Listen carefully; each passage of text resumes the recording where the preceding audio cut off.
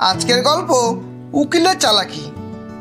এক গরিবের মেয়ে ও ধনীর ছেলে দুজনে প্রেম করে বিয়ে করে। এর জন্য মেয়ের বাবা ছেলের বিরুদ্ধে জোরপূর্বক ধর্ষণের মামলা দায়ের করে।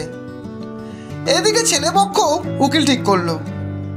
ছেলেপক্ষের উকিল ছেলেকে বলল, আমি তোমাকে যেমনটা বলবো ঠিক তেমনটাই যদি তুমি করতে পারো তাহলে তোমাকে আমি বাঁচিয়ে দিতে পারি।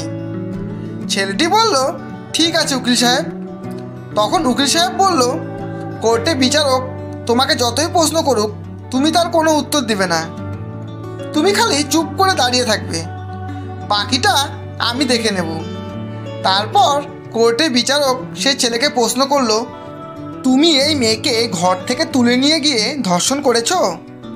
তখন ছেলেটি উকিল সাহেবের কথা মতো কোনো কথাই বলল না, খালি চুপ করে দাঁড়িয়ে রইল।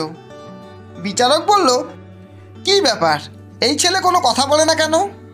তখন ছেলের পক্ষের উকিল বলল, মহামান্য বিচারপতি, এই ছেলে যখন মেয়েটিকে ঘর থেকে জোর করে তুলে নিয়ে যাচ্ছিল তখন এই মেয়েটি ছেলেটির কানের কাছে এমন জোরে চিৎকার করেছে যার কারণে ছেলেটির কানের পর্দা ফেটে গেছে, তাই সে এখন কানে কিছুই শুনতে পায় না।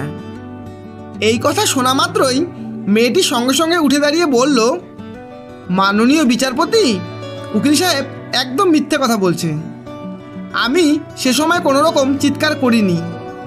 তখন বিচারপতি বলল, তুমি যখন কোনো রকম চিৎকার করোইনি তার মানে এটাই দাঁড়ালো যে তুমি এই ছেলের সাথে স্বইচ্ছায় গিয়েছো।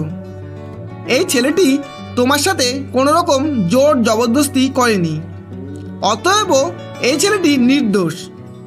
এভাবেই উকিল সাহেবের বুদ্ধির দ্বারা ছেলেটি বিনা কথায় নির্দোষ প্রমাণিত হয়ে মামলা জিতে গেল।